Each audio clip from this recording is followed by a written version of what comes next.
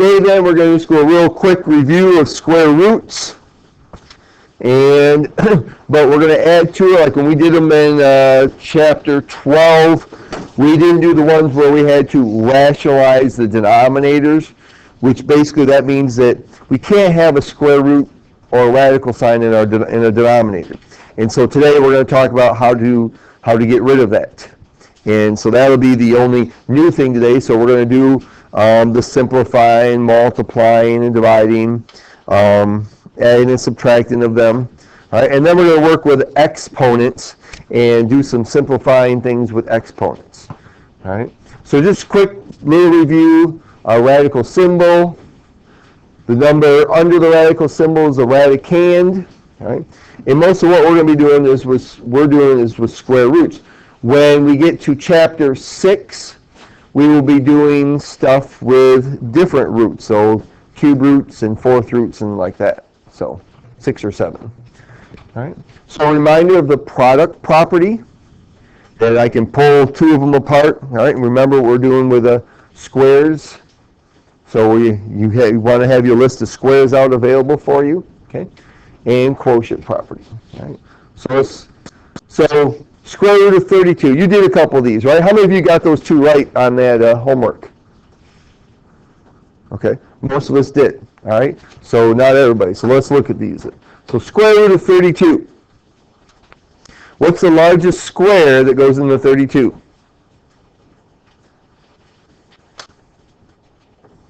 Largest square that goes into 32. I know for some of you, you're going to put in putting your y equals 32 divided by x, so you can see what the factors of 32 are.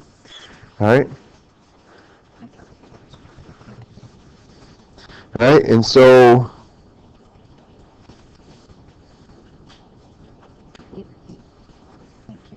all right, so square root of 32, 32 can be written as 16 times 2, right? So square root of 16 times 2, using the product rule, square root of 16, square root of 2. And so 4 square roots of 2.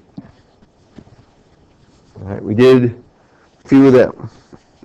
All right, and that's basically one of those problems square root of 44 was just asking that. Same thing from that homework assignment. Okay.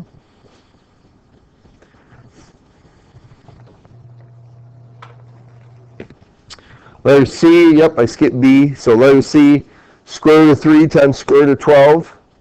Okay, we use the product rule. What can we do with those 2 numbers? Cherokee. Okay, combine them, multiply. 3 times 12 is?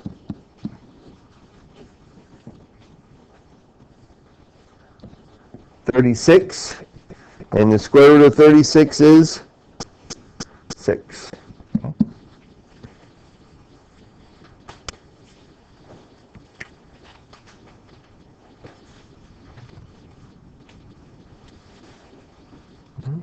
When we have fractions, okay, right here, square root of 500, square root of 5. Now, one of the things we're going to learn today is how to simplify this with the square root of 5, but I don't have to in this case because I can use the quotient rule to write it as just one fraction. And whenever we can simplify them, we want to write them as a single fraction with the square root over the whole thing.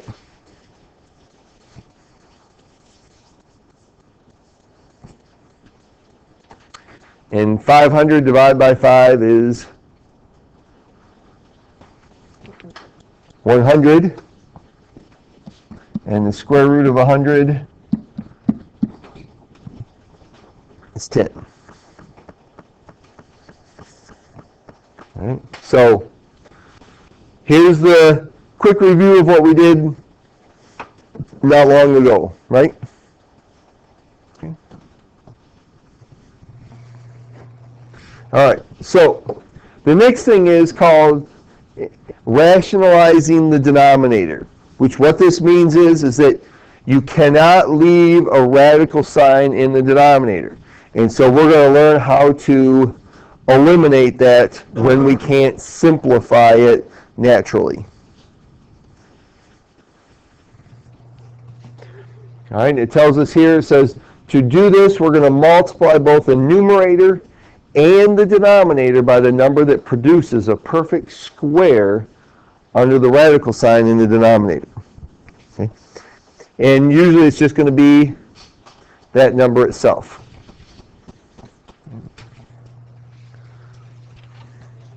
So when I look at these, I have the square root of 5, square root of 2.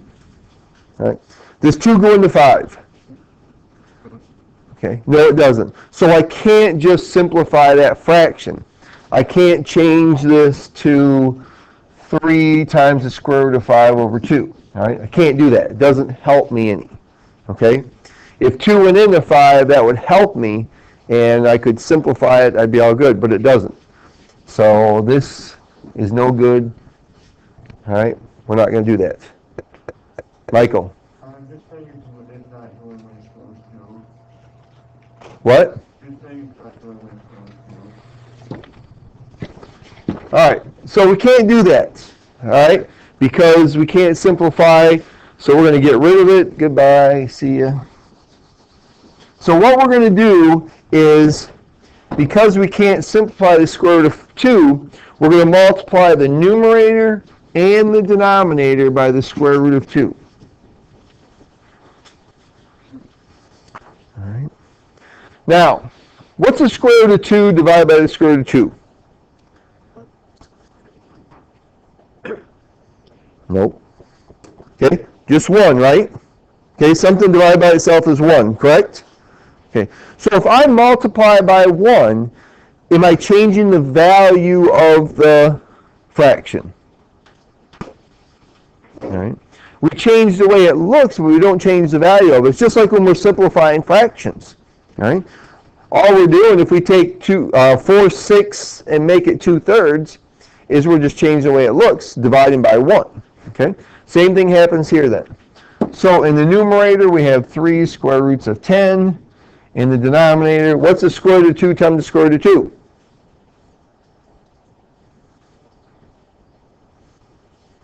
Just 2. Okay? When you multiply square root of 2 times the square root of 2, you just get 2, because it's the square root of 4, which is 2. So, all right? So the reason we multiply by the same thing is they just cancel each other out then, and we just get that number. Okay? All right? It's called rationalizing the denominator. Now with letter B, square root of 2 over square root of 8, well, can we simplify 2 and 8? Okay, that fraction. All right. So, okay, since we can, we're going to rewrite this then as the square root of 2 over 8. And 2/8 is 1/4. Right.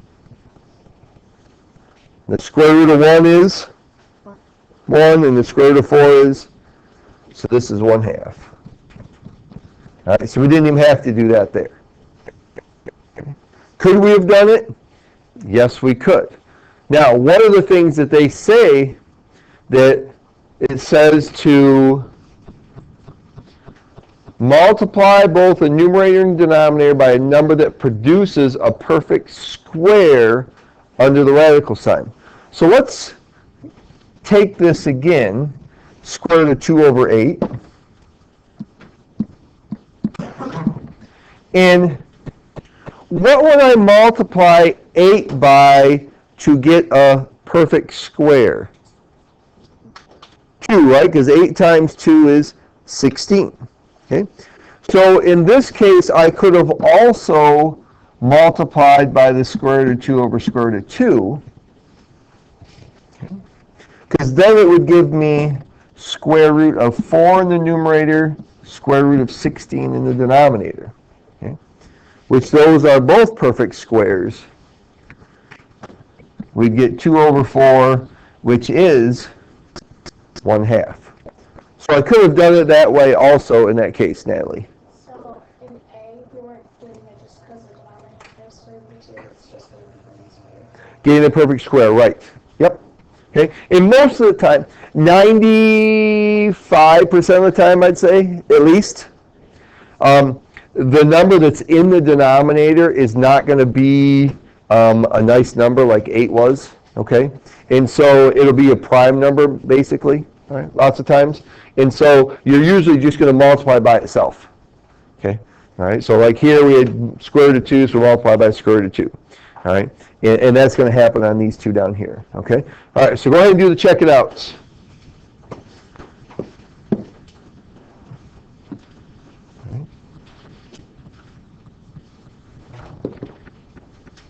And the case is that most of the time, to get the perfect square in the denominator is going to be just multiplying by itself, not multiplying by something different.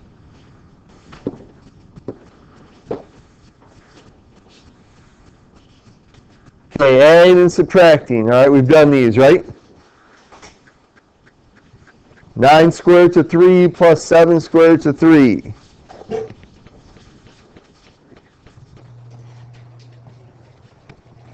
All right.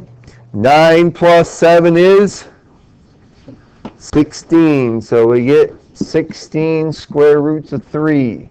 All right. Reminder, these have to be the same thing, right? Just like if I wanted to do 9x and 7x, I could get 16x. But 9x plus 7y, I can't add them together. All right. So for letter B, 6 square roots of 5 minus the square root of 20, we've got to simplify the square root of 20 before we can combine them. Right. So 6 square roots of 5 minus, all right, so let's square root of 20, we'll work on that over here. What's the largest square that goes into 20? Okay. Michael? It is 4. Good. Okay. 4 times 5. And the square root of 4 is 2. All right. So this is 6 square roots of 5 minus 2 square roots of 5. So 4 square roots of 5. All right. Those we've done before also, right? Okay. So you're all good on them. Okay. All right, so there's our review of the radicals. The only thing new, or the square roots, the only thing new was rationalizing the denominator. Okay. All right, exponents. Properties of exponents.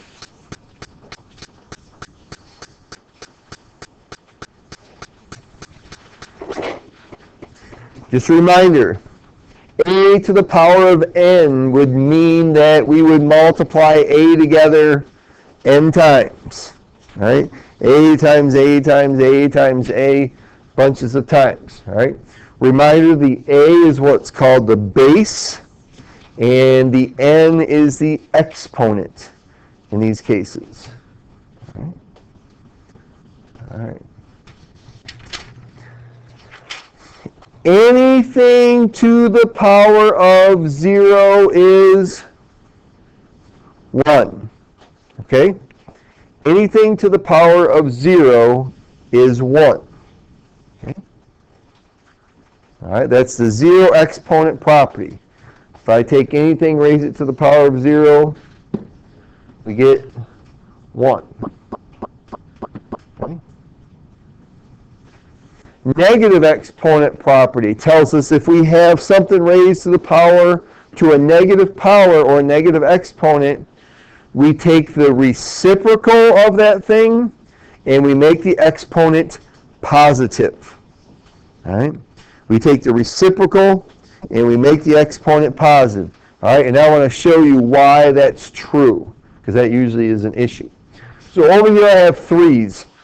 3 to a bunch of powers. Okay? Courtney, what's 3 to the third power?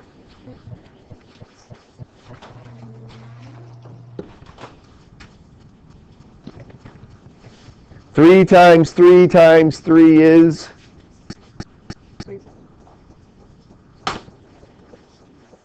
27. All right, great. Okay. 3 squared is 9. 3 to the first power is 3. 3 to the power of 0 is 1. Okay, so let's look at this.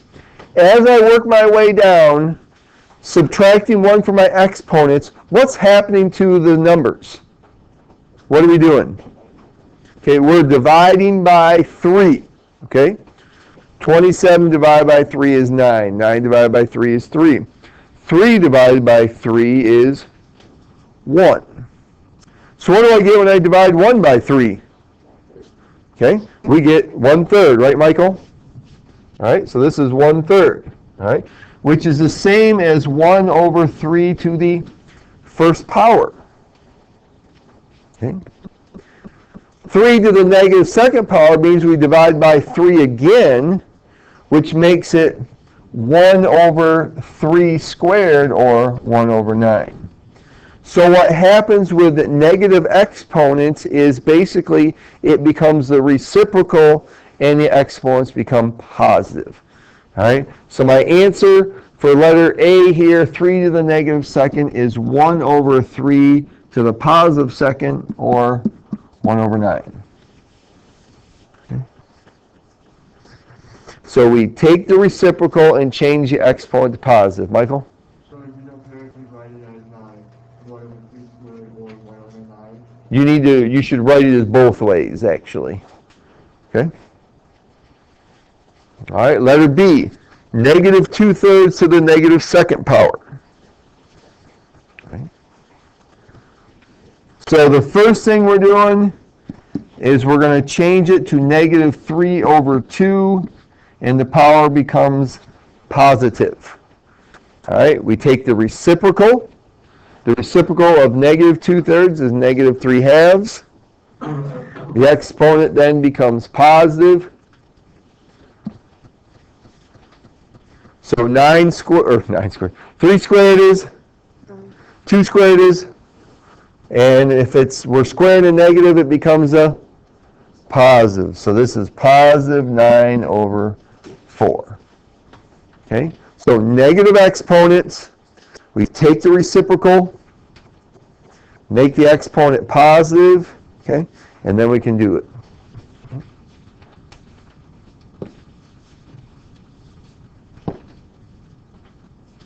All right, so one more example to do. All right, properties of exponents. All right. There's the product property, okay, which says if we are multiplying with the same base, we add the exponents. Multiplying with the same base, we add the exponents. The quotient property says if we're dividing with the same base, we subtract the exponents. Okay. Multiply, we add. Divide, we subtract. For raising to a power, then we just multiply those exponents together. And the other ones kind of make sense. If I have AB to the power of m, that's a to the m, b to the m. All right, we would distribute that exponent to everything. Okay, and a over b to the power of m, be a over the a to the m power over b to the power of m. Okay. Right. So we're going to go through and use those properties of exponents. And those are on page 35. So if you want to know where they're at in your book, that's where they're at. Okay. All right, so we're going to use them.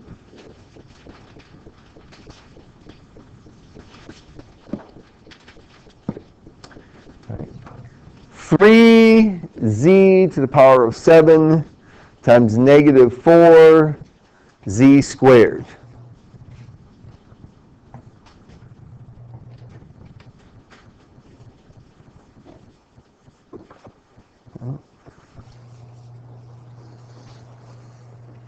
So the first thing we want to do is we're going to take those constants and multiply them together, the coefficients. Right? What's 3 times negative 4? Okay, negative 12. So we have negative 12 z to the 7th z squared. Right? And here if I'm multiplying with the same base, we add the exponents. Okay. All right, now that should make sense because I have 7 z's and 2 more z's. When I keep multiplying them together, how many z's am I multiplying together then?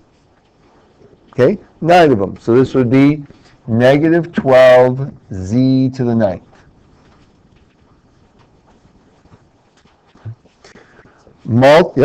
Multiplying with the same base, we add the exponents. Right? And you'll notice that one of the things I do is I put that little line in my z's because I don't want them to be 2's. Right? So maybe that might be something you might want to do. Okay?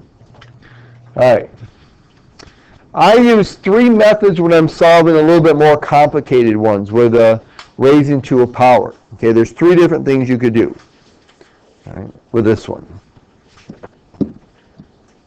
We could simplify the fractions if we can simplify it, and then use the power rule. We could use the power rule and then simplify, or we could expand it and then multiply and simplify, which is really the one that takes the most work.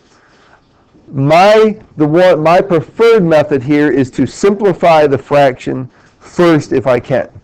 All right? So is there anything there that I can simplify? Okay, I have a z in the numerator, z in the denominator. All right? So we subtract them.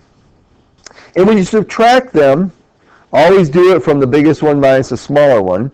And wherever the biggest one is, that's where we're at. Okay? So 5 minus 3 is 2.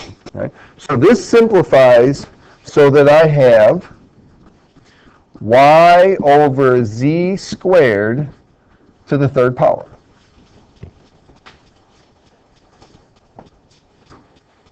Right? And that's because z to the 5th and z cubed is going to simplify to z squared in the denominator. Right? We have 3 of them in the numerator, 5 of them in the denominator, so I can get rid of 3 of them, so I got 2 left in the denominator. That's basically how that property works. Right? So now, this y is to the 1st power, right? Okay, if there's no number there, it's to the 1st power. And so I'm going to take that 3 on the outside and then just multiply it by all the exponents on the inside. Okay? All right? So 3 times 1 is 3, and 3 times 2 is 6. So we get y cubed over z to the 6th. Right? And we can't simplify this because those are 2 different variables now. Okay? Okay? That's the easiest way to do those. Okay? All right, now we could have done y cubed z to the 9th and z to the 15th in the denominator and simplify them, but that becomes a little bit more difficult. All right, so let's do letter C.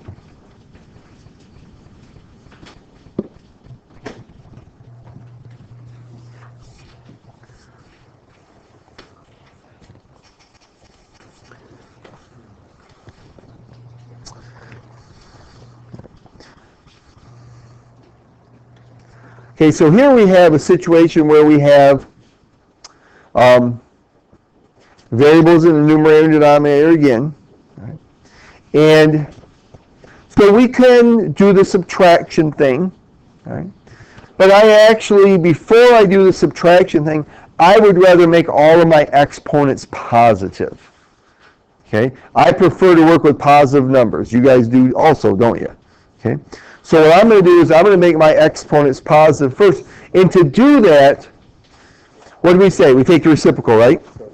All right. So when we have fractions, instead of taking the reciprocal, really all we're doing is moving them to the other part of the fraction. That's all a reciprocal is, moving things to the other part of the fraction. So my first step here is going to be to rewrite it with all of the negative exponents positive. So I'm going to move them to the other part of the fraction. So I'm going to put the 100 and the 25 back in here first. Okay. I have a positive w cubed, so I'll leave that where it's at. In the denominator, I have a w to the negative second. So I'm going to move that to the numerator and make that a positive 2.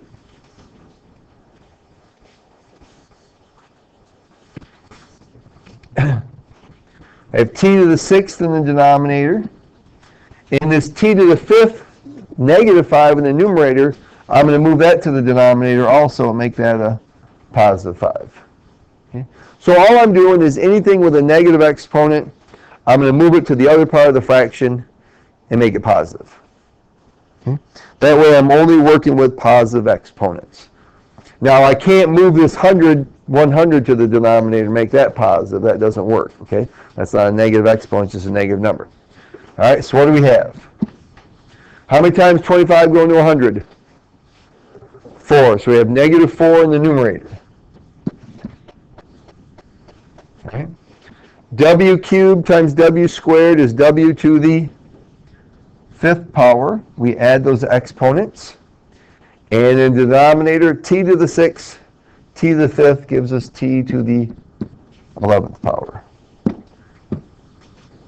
And that would be our answer. Negative 4 w to the 5th over t to the 11th. Okay. Any time you have negative exponents, move them to the other part of the fraction, make them positive first.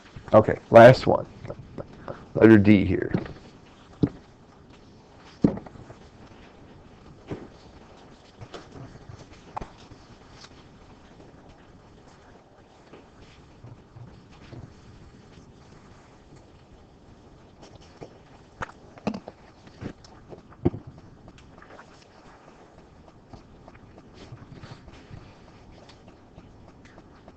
This power is negative, right?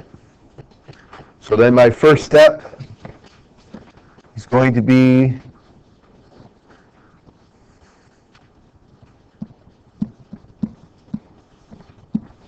move it to the denominator, make it positive 2.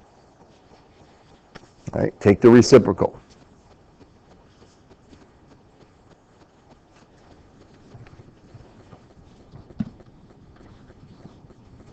All right.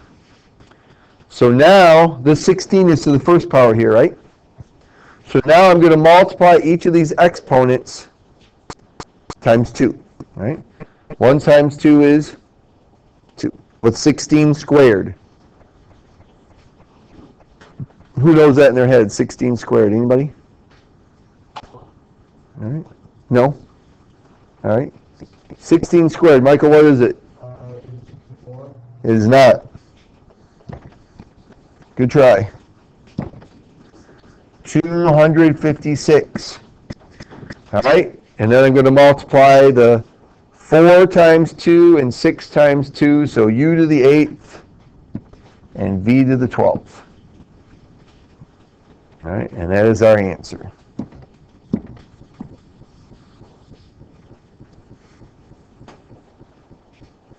All right, so always remember, negative exponents, you move them to the other part of the fraction, make them positive, and then we're good to go.